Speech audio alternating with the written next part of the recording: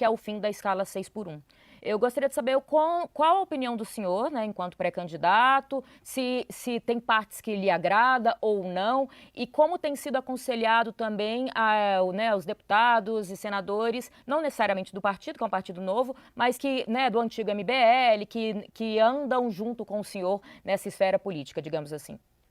Eu não fujo de perguntas dessa, e eu digo isso porque eu fico vendo o meu concorrente no campo da direita, o Flávio Bolsonaro, avisar que ele não tem nenhuma posição sobre nada em termos econômicos, né? E lógico, ele tem medo de perder voto e isso trai o eleitor dele. O Flávio Bolsonaro não tem coragem de falar sobre isso.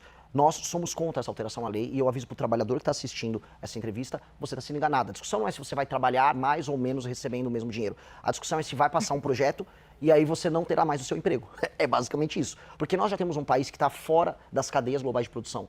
Ou seja, as empresas brasileiras estão sendo tiradas dos processos internacionais de fazer um carro, de fazer um equipamento para um celular. A gente está ficando isolado e estamos primarizando a economia. Ou seja, a gente está vendendo soja, minério de ferro. Nós estamos ficando um país com empregos que pagam menos. Em vez de a gente gerar mais produtividade e capacidade de competir com o mundo, nós diminuímos isso. Então, o nosso juros é super alto, a gente cobra um monte de imposto e a gente ilude o trabalhador. Olha, você pode trabalhar menos e ganhar a mesma coisa. Eu vou avisar o trabalhador. É mentira, é mentira. Estão te enganando, estão te enrolando. O Lula está fazendo isso. Igual ele falou que a taxa da blusinha não ia aumentar o preço das mercadorias, só para ele ganhar o voto, te iludindo na eleição e vencer a eleição. E a direita, que deveria ser corajosa, fazer oposição, não tem coragem de enfrentar. Aí, muito provavelmente, eles vão votar favorável. Ainda vão avisar assim, olha, não caímos no truque do PT. Só que milhões de pessoas podem perder emprego, empresas brasileiras podem perder competitividade, o empresário brasileiro perde força, mas em compensação a direita não caiu no truque da esquerda. Eu não consigo acreditar nisso. Eu não consigo acreditar numa política que não seja, assim, brutalmente honesta e sincera. Então eu posso perder votos com o que eu estou falando aqui, mas eu prefiro perder o voto, falando a verdade, do que ganhar o voto e depois eu ter que fingir que eu meti o louco no período eleitoral. Eu não acredito nisso. Isso me remete a uma comparação que o senhor mesmo já fez com Javier Milei, com o que foi a campanha dele na Argentina e o que tem sido o governo dele, a forma dele de governar. O quanto que um governo Renan Santos seria uma versão brasileira de Javier Milei? O que o senhor admira e o que o senhor faria melhor do que Javier Milei tem feito na Argentina? É uma grande pergunta, Yuri, porque ele pegou um país quebrado e um país sem esperança. E acho que a virada da esperança na Argentina começou na vitória da Copa do Mundo. Aí, para mim, seria muito bom se o Brasil ganhasse, para a gente ter uma virada de esperança no Brasil. E o Milei, ele assume o país, né, nesse momento estranho. E durante o período eleitoral, ele fez o que eu acabei de fazer agora. Ele avisou, olha, eu vou fazer reformas que muitas pessoas vão dizer que são impossíveis de se fazer, que vai fazer as pessoas sofrerem. E sim, no começo vai ser difícil, mas eu prometo que no médio prazo, longo prazo, vocês vão ver a diferença. Eu vou fazer justiça através dessas reformas. Ele fala da la casta, que são os privilegiados. Eu vou mexer com os privilegiados, com os políticos privilegiados, com os magistrados privilegiados. E, pois bem, eu falo a mesma coisa. Há uma tradição, porque, assim, eu também quero avisar o eleitor, a pessoa que está nos assistindo agora.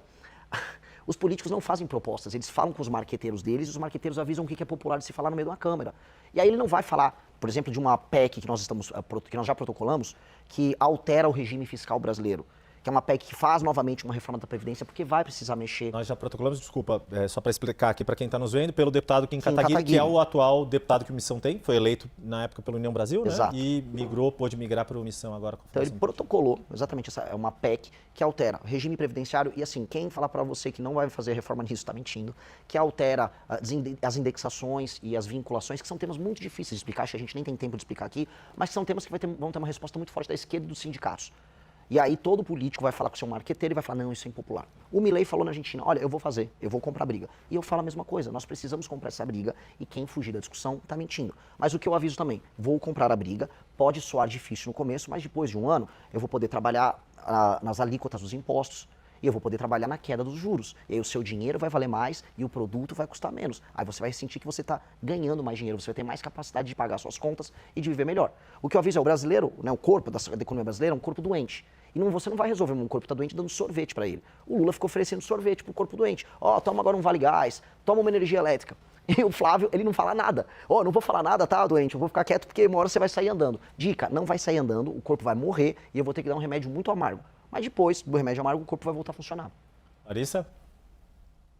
Pré-candidato, eu queria entrar em alguns assuntos que também têm sido pauta, principalmente no Congresso Nacional, e que eu tenho visto alguns posicionamentos do senhor nas redes sociais. Eu queria saber a opinião do senhor, por exemplo, sobre o PL da misoginia e outros textos também que nos últimos tempos têm focado em tentar evitar a violência contra a mulher, que tem sido crescente no nosso país. O senhor é contra esse PL? O porquê? Qual que o senhor disse dessa necessidade de tentativa de se aproximar das mulheres? Como fazer esse caminho num público que, até onde a gente tem acompanhado, não tem uma preferência direta pelo senhor pelos últimos posicionamentos? Grande pergunta. Veja, quando eu rodei o interior do Maranhão, quando eu rodei o interior do Ceará, fui em cidades tomadas pelo Comando Vermelho, quando eu fui no Rio de Janeiro, absolutamente nenhuma mulher me parou para falar que estava muito preocupada com o avanço da misoginia em redes sociais. Elas estavam preocupadas que o filho delas estava sendo assaltado, que a filha delas estava sendo assaltada, que ela estava sendo assaltada. Falou, por favor, acaba com esses bandidos. Inclusive, as pesquisas demonstram que a preocupação com a violência ela é enorme. Está sempre violência e corrupção dentre as maiores preocupações do brasileiro. Ela também está preocupada se a escola que o filho dela está estudando está alimentando bem a criança, e se a criança está aprendendo, e se ela vai ter um transporte bom para ir e voltar do trabalho dela, porque essa mulher, em geral, uma mãe solteira, cujo pai, em muitos casos, não paga pensão, e ela é obrigada a cuidar da vida. Essas são preocupações materiais e concretas.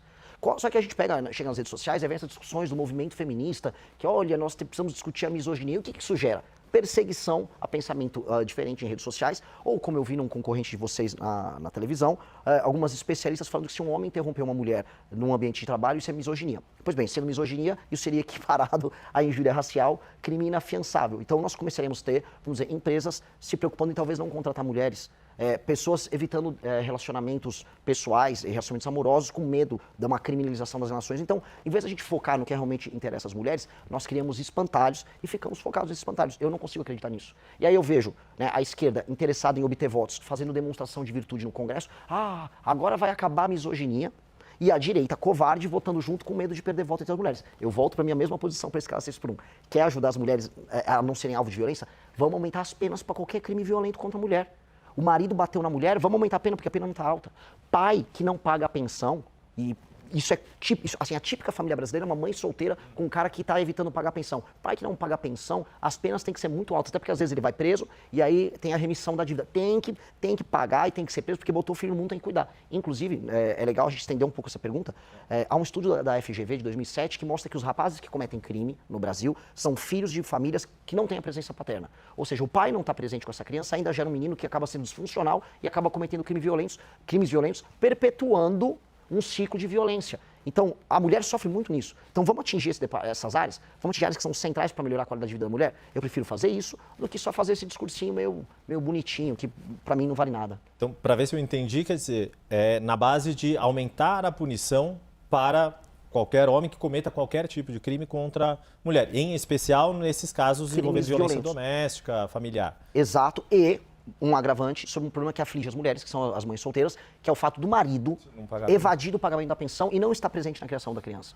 Isso é um problema social gigantesco. Eu volto a colocar, isso é a base do nosso problema de violência. A gente fala, como resolver a segurança pública? Tem que botar a polícia, tem que destruir as facções? Tem. Só que quem é a força de reposição, quem é a mão de obra barata que o crime vai buscar? É um menino que quase sempre tem um pai ausente. Vulnerável, não tem um exemplo masculino. E a correlação, inclusive, entre a ausência de pai e cometimento de crime por esse jovem é maior do que, por exemplo, desigualdade social. Para a gente ver o quão grande é esse impacto. Então, nós temos que corrigir isso. Homem vagabundo que não quer pagar a pensão da mulher ou quer abandonar a criança, esse cara a gente vai atrás dele. Precisa ir. O senhor mencionou a questão aí do combate ao crime organizado e também tem sido uma referência que o senhor sempre tem citado nas políticas de segurança pública, que é o presidente de El Salvador, Nayib Bukele, que se tornou uma referência que muitas lideranças, principalmente aqui na América Latina, têm citado. Agora, El Salvador é um país incomparavelmente menor do que o Brasil. Acho que, se eu não me engano, o senhor já esteve, inclusive, em El Salvador? Não chegou a estar. O Renato Batista do nosso time teve. Tá. Conversou, inclusive, com o próprio. Perfeito. O que foi, então, aprendido desta conversa do Renato, da sua equipe, com o presidente de El Salvador, que é, de fato, aplicável aqui no Brasil? E como que, na sua avaliação, mesmo que o presidente da República tenha uma postura mais incisiva, mais dura contra o crime, como articular isso, sendo que a segurança é uma responsabilidade de 27 governadores dos mais variados matizes, trajetórias, origens e realidades locais? Outra pergunta que ela é muito complexa e eu vou responder da forma mais clara possível. A primeira coisa que o Bukele fez foi quebrar a imaginação que nós temos na América Latina. Ele mudou no país dele, mas isso existe no México, na Colômbia, no Peru, no Brasil, que é a ideia de que você vai conviver pro resto da vida com o crime organizado. Portanto, tua casa tem que ter um muro, portanto, teu carro tem que ter um isso-filme, você tem que ter medo de andar com o celular. A América Latina aceitou que ela era controlada pelo crime. Então, a primeira coisa que ele mudou foi, não, eu posso destruir isso. E a gente ouve sempre dos especialistas, é impossível destruir, não dá, olha, temos que conviver, nós temos que aceitar que o Oruan vai fazer uma música, vai tocar no Spotify, o filho do Marcinho VP, e o filho do Marcola também agora é artista. Então, a negação dessa aceitação, ou seja, a mudança na cabeça das pessoas, foi a primeira coisa que ele fez. E ele gerou o resultado. Ele aumentou as penas, ele colocou, né, algo que é permitido na Constituição de El Salvador, que é um estado de exceção, que permitia que a polícia e as forças armadas agissem de maneira enfática. Ele tratou as facções criminosas como organismos anômalos, como terroristas, ou seja, ele teve uma lei especial, criou o famoso Secote, que custou coisa de 500 milhões de reais, fazendo a conversão, que é um super presídio lá em El Salvador. E aí ele destruiu eles e hoje El Salvador é um lugar muito, mas muito seguro. Outras nações, por exemplo, no leste asiático, apresentam também leis muito duras contra o crime organizado e apresentam, a despeito de terem sido pobres há muito tempo, qualidade de vida e números ligados a homicídios e roubo muito menores do que o Brasil. Então, ir por esse caminho, e eu posso falar de nações maiores do que El Salvador, eu posso falar da China, que é gigantesca, que apresenta, vamos dizer, leis penais quase tão duras quanto El Salvador, num estado de exceção, mostram que a gente tem esse caminho de enfrentamento. A questão é que a gente simplesmente não está tentando. E nós temos que tentar, porque nós temos que parar de aceitar que nós temos que esconder o celular quando a gente anda na rua, que uma mulher tem que ter medo de sair do ônibus e chegar até a casa dela. A gente não tem que ter medo de nada. Assim como nós temos que tirar da nossa cabeça a ideia de que cidades têm que ter favelas, que a favela faz parte da nossa personalidade, que a pobreza faz parte da nossa identidade, que nós temos que ter, sei lá, um pé de meia para a criança ir para a escola. Isso é tudo loucura. E a gente aceitou que a gente tem que viver uma vida de louco.